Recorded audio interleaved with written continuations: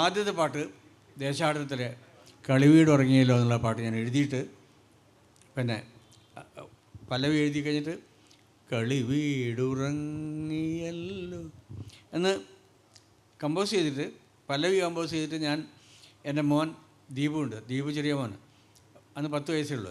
അവൻ്റെ ഇടയിൽ ഞാൻ കൊടുത്തു വെച്ചു എൻ്റെ ഭാര്യ കേൾക്കാൻ വേണ്ടി. അവളിങ്ങനെ കേട്ടിട്ട് ഇങ്ങനെ കണ്ണിങ്ങനെ നിറഞ്ഞു. എന്ന് എന്നോട് അനുഭവം പറഞ്ഞപ്പോൾ അടുക്കളയിൽ നിന്ന് അവൻ വന്ന് എന്നോട് പറഞ്ഞു, അമ്മ കണ്ണ് നിറഞ്ഞിട്ടുണ്ട് പറഞ്ഞു. ബാക്കി കൂടി ഞാൻ എഴുതി ഫുൾ കമ്പോസ് ചെയ്തിട്ട് അന്ന് സ്റ്റുഡിയോയിൽ മഞ്ജു ഉണ്ടായിരുന്നു തോന്നുന്നുണ്ട്, അന്ന് സ്റ്റുഡിയോയിലുണ്ടായിരുന്നു. അപ്പോൾ ഞാൻ ഇത് ചെറിയൊരു ടേപ്പ് റെക്കോർഡിലെടുത്തു. മോള് അന്ന് പാടിയ പാട്ട് മോളൊന്ന് പാടും, അത് അതേ ശബ്ദത്തിൽ കേൾക്കാം നിങ്ങൾക്ക്. ഒന്ന് പാടിയ മോളെ, അതിനൊരു പുതുമയുണ്ടാവും. കളിവീടുറങ്ങിയല്ലോ കളിവാക്കുറങ്ങിയല്ലോ ഒരു നോക്കു കാണുവാനിൻ ആത്മാവു തേങ്ങുന്നല്ലോ തഴുകുന്ന തിരമാലകളെ ചിരിക്കുന്ന പൂക്കളെ തഴുകുന്ന തിരമാലകളെ ചിരിക്കുന്ന പൂക്കളെ അറിയില്ല നിങ്ങൾക്കെന്തേ അടങ്ങാത്ത ജന്മദുഃഖം കളിവീടുറങ്ങിയല്ലോ. ഇതിന് വേറെ പാട്ടുകൾക്കൊന്നുമില്ലാത്തൊരു പ്രത്യേകതയുണ്ട്. ഇതിൻ്റെ അനുപല്ലവിക്ക് തൊട്ട് മുമ്പെയാണ് ഹമ്മിങ് വരുന്നത്. സാധാരണ എപ്പോഴും പാട്ടിൻ്റെ തുടക്കത്തിലാണ് വരുന്നത്. പക്ഷേ അതിൻ്റെ വികാരത്തിൻ്റെ ഒരു വേലിയേറ്റത്തിന് വേണ്ടി ഞാൻ ഹമ്മിങ്ങിന് തൊട്ടാണ് വെച്ചത്. അത് പാടിയ മോളെ.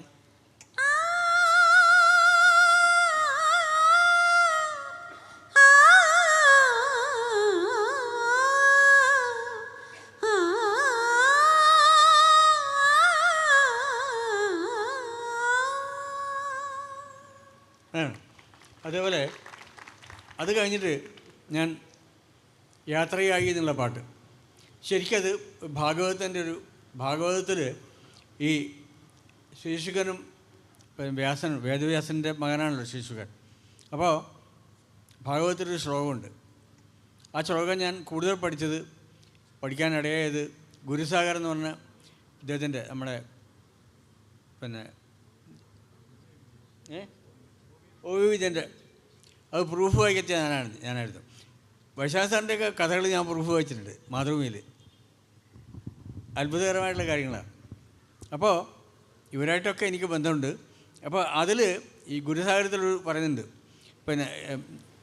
യം പ്രവ്രജന്തം അനുവേദം അഭേദകൃത്യം ദ്വൈപായനോ വിരഹകാതര ആദിഭാവാണ്. അപ്പോൾ വിരഹകാതര മോനെ എന്ന് വിളിച്ചു പോയതാണ്. എല്ലാം അറിയുന്ന വ്യാസൻ ഒരു കുട്ടി വീട് വിട്ട് ഇറങ്ങി പോകുമ്പോൾ മോനെ എന്ന് വിളിച്ചു പോയി. അപ്പോൾ ആ കുട്ടിയല്ല തിരിച്ച് സംസാരിച്ചത് ഇലകളായിരുന്നു എന്നാണ്. അതാണ് ആ ഓർമ്മയിലാണ് ഞാൻ വാസ്തവത്തിൽ ഈ പാട്ടുണ്ടാക്കിയത്. യാത്രയായിരുന്നല്ലോ പാട്ട്. ഒന്ന് പാടിയ മോളെ.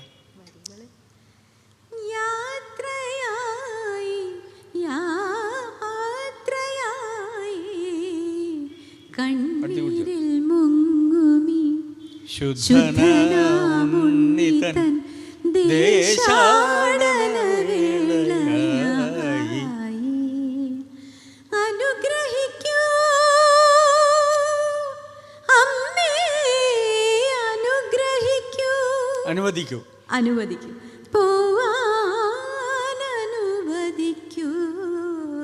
ഇതും അതുപോലെ എൻ്റെ ഭാര്യയെ ഞാൻ കേൾപ്പിച്ചു. അവൾ നല്ലൊരു ശ്രോതാവാണ്. അവളെ ഹൃദയപൂർവ്വം എന്നെ വിളിച്ചു അടുക്കളയിൽ നിന്ന്. ഗംഭീരമായിട്ടുണ്ട് പറഞ്ഞു. അതിന് ചരണം കൂടി എഴുതി ഞാൻ അവളെ വീണ്ടും കേൾപ്പിച്ചിട്ട് ഞാനത് സ്റ്റുഡിയോയിൽ കൊടുത്തു. ഒരേ ദിവസമാണ് 3 പാട്ടുകൾ റെക്കോർഡ് ചെയ്തത്, ട്രാക്ക്. നാവാമുകുന്ദഹരെ അതും മഞ്ജുവും എൻ്റെ മോനും കൂടി, കുഞ്ഞുമോനും കൂടി പാടിയത്. ഇപ്പം 40-45 വയസ്സായി, 43 വയസ്സായി. അവന് 10 വയസ്സേ ഉള്ളൂ അന്ന്, അതായത് 33 കൊല്ലം മുമ്പ്. അന്ന് മഞ്ജുവിനും ഇതുവരെ ചെറിയ കുട്ടിയാണ്. ഡിഗ്രിക്ക് പഠിച്ചു. ഡിഗ്രി പഠിക്കുന്നത് ഇവിടെ ചിറ്റൂർ കോളേജിൽ പഠിക്കുന്ന സമയത്താണ്. ഒക്കെ ചെറിയ കുട്ടികളാണ്.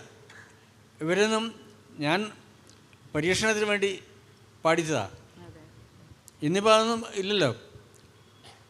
അന്ന് ആദ്യമായിട്ട് നമ്മുടെ കേരളത്തിൽ നിന്ന് കംപ്ലീറ്റ് വർക്ക് ചെയ്ത കേരളത്തിൽ കോഴിക്കോട് കംപ്ലീറ്റ് വർക്ക് നടന്നിട്ടുള്ള ആദ്യത്തെ മലയാള ഫിലിം എൻ്റെ ഈ ദേശാടനം. അവിടുത്തെ കലാകാരന്മാരെ മുഴുവൻ ജനം അംഗീകരിക്കുകയും ഈ ബാക്ക്ഗ്രൗണ്ട് വെച്ചിട്ട് പാട്ട് ഞാൻ മദ്രാസിൽ കൊണ്ടുപോയി ദാസേട്ടനെ കൊണ്ട് പഠിക്കുകയും ചെയ്തു.